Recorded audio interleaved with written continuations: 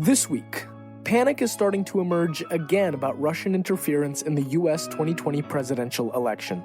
But to understand what that actually means, it makes sense to look at another famous case of Russian interference, that of Ukraine. So I speak with Israeli-American journalist Sam Sokol all about that.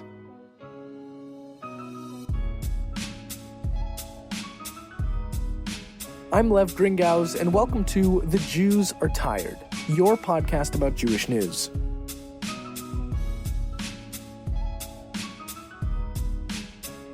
So, to give you the quick background before launching into the conversation with Sam, in 2014, Ukraine underwent a revolution called the Euromaidan Revolution, in which a pro-Russian president, Viktor Yanukovych, was driven out of the country. The point of the revolution, largely speaking, was to get rid of Ukraine's pro-Russian politics and reorient towards being more independent of Russian influence and towards the European Union. Naturally, Russia's President Vladimir Putin did not take kindly to this, and also in 2014 launched what Sam Sokol calls a hybrid war.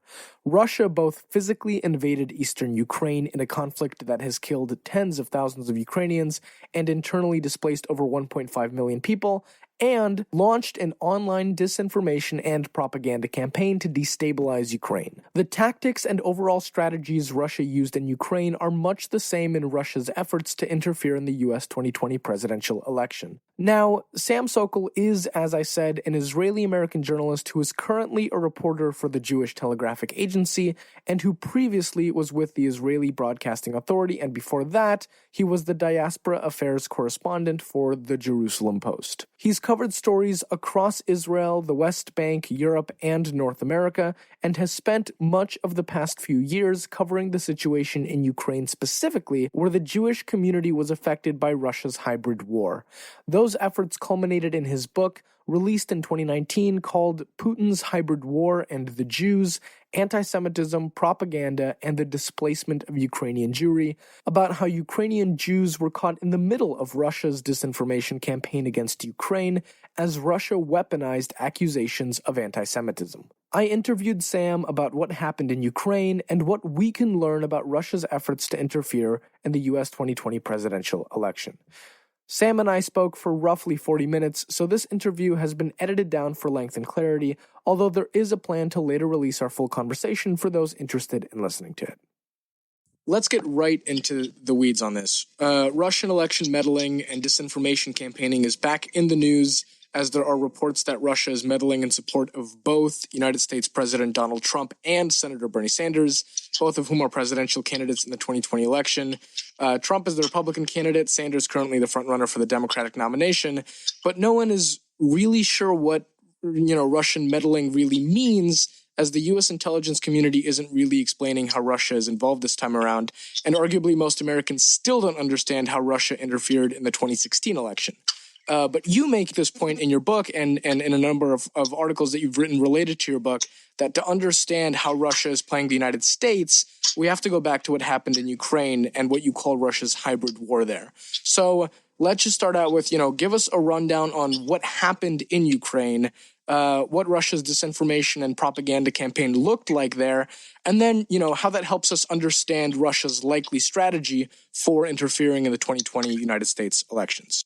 Well, what we saw in Ukraine starting in 2014 after the pro-Russian president Viktor Yanukovych fled following the Euromaidan protests was that the Russians began a concerted effort to paint their opponents, the new Ukrainian government, as fascists and anti-Semites. What we had was a recurrent leitmotif in Russian state-controlled media coverage and in government statements and other forms of propaganda that were controlled by the Russians, basically fabricating anti-Semitic incidents, trying to make it appear that the Ukrainians were attacking Jews and other minorities.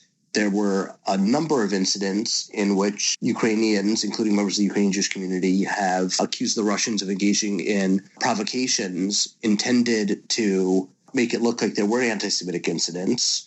One thing that struck me as emblematic was and I believe this was in 2015, I remember hearing from someone that there had been a pogrom in Odessa, that members of a far-right movement called Pravi Sector had beaten up around 20 Jews around the city, and that according to Russian media reports, that things had gotten so bad that the local head of the community had called on the World Jewish Congress to start lobbying the Americans to intervene. And what was interesting about this is when I called up people I know in Odessa from the Jewish community, there was a very interesting response. I went, was there a pogrom? Is anything happening? Guy pauses, speaks to someone next to him on the other side of the line, laughs and asks me, no pogroms here, any pogroms in Israel? And after this, I did some more digging, and I realized that the so-called head of the Jewish community in Odessa, who had been quoted in Pravda and in Izvestia as calling for the World Jewish Congress to intervene, he didn't exist. He had never existed. It was a fake name. They made up a guy. No one had ever heard of him. I have plenty of stories like this, but that was the one that I feel like really typifies what was going on. And the problem really was that you had so much propaganda painting the Ukrainians as anti-Semites that it made it impossible. It turned anti-Semitism into a political issue, made it impossible for the local government to actually engage with problems. And when there were real anti-Semitic incidents, because they had gone so much on the defensive that anything that ever happened was immediately, branded a Russian provocation. And I think what we saw in Ukraine, and we also saw in the U.S. in 2016, was that Russian propaganda looks to exploit social cleavages. When there is something with a grain of truth that one group doesn't like another, or that there's a history of racism or xenophobia between different groups, they're going to pick up on that, find one or two incidents, or fabricate one or two incidents, and use that as a wedge point to create social tension. And, that's the worry that they'll do that in the States again. They did that in 2016 when you had fake Facebook groups being run by Russians, which were, organizing protests by different, subgroups in the States. The thing is that I don't know if the Russians are trying to boost Bernie Sanders or not. What I can say is that from their perspective, it would be a very smart move, because what you want to do is you want to intervene not just for one candidate, but you want to intervene in the places where you can have the most bang for your buck. And if you can intervene by promoting people on both sides of the aisle, you call into question legitimacy of the primary process and the democratic process on both right and left. The interest of the Russians isn't necessarily to promote one specific candidate over another. The issue is not like who does the Kremlin want to see in the White House. It's how can we erode faith in the democratic process. There's two things that they do this for. One is to sow discontent and chaos in a competing country system, but two, it helps them buy legitimacy at home. It's sort of saying, look, there's no real democracy in the States. What do you want? Our Minch democracy is just fine. It's a way of shoring up their own legitimacy by breaking down the perceived legitimacy of Western democracy. So let's then sort of go back to the Ukraine part of that. Your book is titled Putin's Hybrid War and the Jews. So why were Jews and why are Jews central to Russia's disinformation war? And basically, what makes us such a great commodity in the conversation in Ukraine, and how might that transfer to Russia's efforts in the United States interference? Well, what's very interesting is that the Jews aren't central at all, but Putin and the Kremlin were able to make the Jews central because nobody cares about the Jews as such, but it's a convenient lead-in to another issue, meaning during the late Soviet period and even and especially in the post-Soviet period under Putin, this idea of the myth of the Great Patriotic War about the Russian victory over fascism this highly mythologized, idealized history of the Second World War has been used as a legitimization narrative, as a way of creating social cohesion. It's one of the defining myths of Russian culture. Same way as if you go in the States and you have, Manifest Destiny and the westward expansion and cowboys and Indians. The Second World War was something that was incredibly key to Russian nationalism and Russian national identity. And when the Ukrainians threw off the yoke of Yanukovych and this, clique of Donbass politicians who were, very Kremlin-oriented, this worried the Kremlin a great deal. And what they tried to do is they tried to tap into that reservoir of emotion connected to the Great Patriotic War to delegitimize their opponents. Now, one of the most visible groups in the Euromaidan protests was Svoboda, which is an anti-Semitic far-right nationalist group. And their influence waned considerably after the Maidan, but they were a very visible symbol.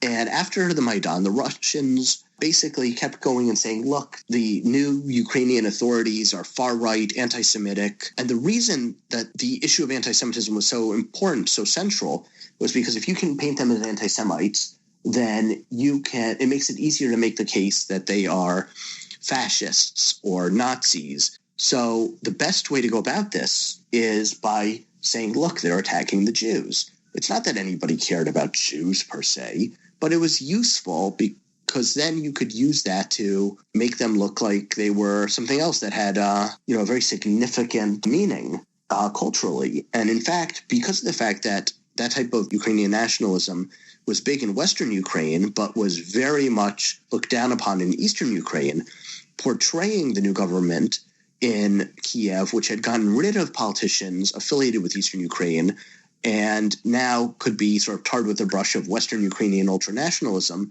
it helped to sort of spur separatist sentiment in the eastern regions of the country that eventually broke away into the separatist enclaves that we have now. It was an evil, manipulative thing to do, but from the point of view of propaganda, it was brilliant.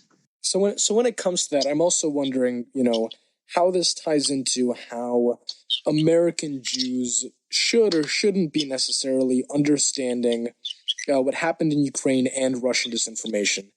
For example, should American Jews be looking at this as a story of Russian disinformation? It happened in Ukraine.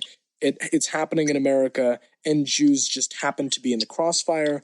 Or is this a story of, Jews are somehow central to Russian disinformation, and it's particularly notable how it played out in Ukraine and how it might play out in the United States? Like how should we be looking at this necessarily? Well, I think there's two important things that we have to get from this.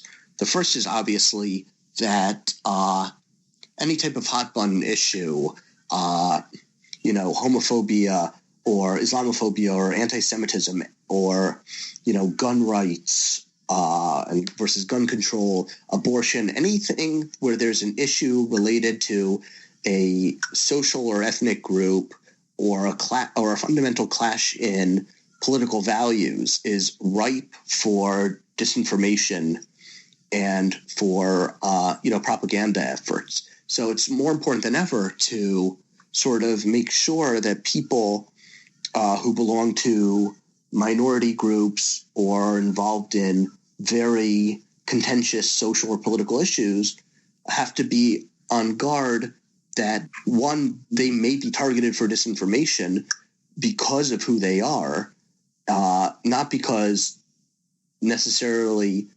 there is anything specific about them that makes them a target for disinformation per se, but because they're part of a marginalized group or because they're part of a group involved in a social issue. That's the type of social cleavage that that propagandists try to exploit. So people should be on their guard, saying, if I'm Jewish and I suddenly see a report saying on Facebook from some random website no one's ever seen before, saying Democrats are advocating closing Jewish schools in, I don't know, Paterson, New Jersey, or something like that, to go, hey, maybe I should wait a minute, see what's in JTA, see what's in the New York Times, see if the Forward reported something, to not just, believe anything that would reinforce their bias, either left-wing or right-wing, but sort of say, because of the group I'm part of, and I know I could be targeted, I have to be more on guard about disinformation. That's the first thing. The second thing, which is very important to note, is that what we learned in Ukraine is that when an issue like anti-Semitism or racism or xenophobia becomes politicized, it makes it harder to fight. There were a series of incidents in 2015, 2016, where people kept vandalizing one of the memorials at Babi Yar and in Kiev, which was a major Holocaust massacre site. And people, I think there were 6 incidents over a matter of months of people vandalizing this memorial there. And at one point, the prime minister at the time, Arseniy Yatsenyuk, sent a letter to Robert Singer, who was then the CEO of the World Jewish Congress, who was himself a Ukrainian Jew, saying basically that these attacks on Babi Yar should be seen as attacks on the legitimacy of the Ukrainian government. Meaning, he wasn't saying, "Oh, there's a problem with anti-Semitism. Some of it might be a problem, might be provocation, some might be domestic, whatever." And he didn't. It was, this is an attack on us. These types of things were politicized, and he was saying, it's not about the Jews; it's about an attack on us. And a lot of times that's true, but the Ukrainians seem to take it to heart that they could pawn off any anti-Semitic incident as the fault of the Russians and didn't have to engage in the issue. So what had happened was the fact that anti-Semitism became politicized and part of propaganda meant that there were no real efforts to combat it. And that's something we've started to see in the U.S., and it's worrying because when you have someone in the Democratic Party doing something anti-Semitic, the Republicans jump on it. But when someone on their side does something, they make excuses. The same thing on the left.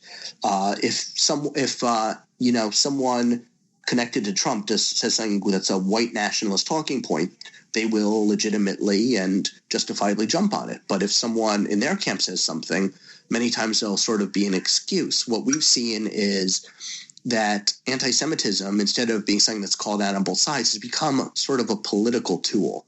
And we've seen from Ukraine where that can lead. And that's worrying, honestly. We have to get to the point where people are willing to call it out on their own side and not merely use it as a bludgeon to attack the others. So in a way, like at the end of the day, you boil it down to this being a story about disinformation that Jews happen to be in the middle of because it's convenient for the disinformation campaign. Exactly. The ironic thing is that one of the main talking points in Russian propaganda for a while was that Jews were fleeing Ukraine in large numbers because of anti-Semitism, to escape the anti-Semitism in Ukraine. And over the course of the first few years of the conflict, I was flying back and forth from Israel on a very frequent basis. And I was reporting from all across the country. One of the things that I saw was that there was a giant Jewish exodus from the country. There were, more than 32,000 Jews from 2013 to 2018 moved to Israel from Ukraine. So there's sort of like this core truth that the Russians built their propaganda around. But then you stop and look and sort of zoom out and realize millions of ethnic Ukrainians fled to Poland and to Germany and to Russia. I think as of last year, I think there were something like 2 million ethnic Ukrainians who fled to Poland since the beginning of the conflict. And then if you zoom back into the Jews, you realize something else, which was that not one refugee had left because of anti-Semitism. Over the course of my reporting for the book, I interviewed dozens of Jewish internally displaced persons and Jewish refugees in Ukraine, in the U.S., in Israel. Every single time I would ask, Why did you leave? Was it because of anti-Semitism? And the answer I always got was one of two answers. It was either I lived in eastern Ukraine and the war destroyed my livelihood and my neighborhood and my community, and I'm terrified of the Russians and I'm getting out while the getting is good. Or it would be, I'm not from the war zone, but the war's destroyed the economy and I can't afford to live anymore. And I want to go somewhere where I can support my family. Literally not one person told me that they had left because of anti-Semitism. Not one. Over the course of several years, speaking to dozens of people. So just to wrap up, I think, do you have anything else to add or final thoughts on, again, sort of the bigger picture of taking what you know and what you've learned about Russia's disinformation campaign in Ukraine and helping us understand what this looks like in America and what we should be prepared for? Well, I'm not particularly a disinformation expert. I like to think of myself as a Jewish expert. I report on Jews. So when I was reporting on disinformation, it was specifically as it related to Jews. But there are certain things that, stuck out at me, sort of struck me while I was reporting this and while I was writing this, which was, one, that people that I knew who were reading primarily Russian media were getting horribly biased views of what was happening. And when I would say, but I was there, I saw it with my own eyes, I know the people in the stories, they would go, no, we believe this. And at the same time as that, I would notice that in interactions with family and friends, that they would be sharing horribly biased or tendentious, quote unquote, news on social media. And I think the thing that this really reinforces, and I'm speaking, here as a journalist, but also just as someone who sees this in his daily life, is that we need to put an increased emphasis on media literacy, on how people can parse what's a legitimate source, what isn't, what has credibility, what doesn't. And, it takes a lot of work to do that. But I think the minimum that people should be doing is to say, okay, I'm going to pick, two news websites, one that's more conservatively oriented and one that's more liberally oriented. People shouldn't just believe any crap they see on Facebook. People should say, okay, I'll take 15 minutes a day. I'll spend 5 minutes on the New York Times, 5 minutes on the Wall Street Journal, and then I'll look at, one piece of commentary from National Review on the right and one piece of commentary from like Mother Jones on the left. Try to get a little bit of diversity in the media diet, because just relying on, something your uncle's friend says on Facebook is, that's the equivalent of getting drunk and getting your news from the crazy guy at the end of the pub. It's not really that useful. So Sam Sokol, thank you so much for speaking with me again. Jewish Israeli journalist, author of Putin's Hybrid War and the Jews. Thank you so much. Thank you very much. This has been this week's The Jews Are Tired podcast. I'm Lev Gringauz. Don't forget to subscribe and share, and hopefully next week the Jews will get some rest. The Jews Are Tired is a product of Jewfolk Inc. For more information, go to tcjewfolk.com or email the show at podcast@tcjewfolk.com.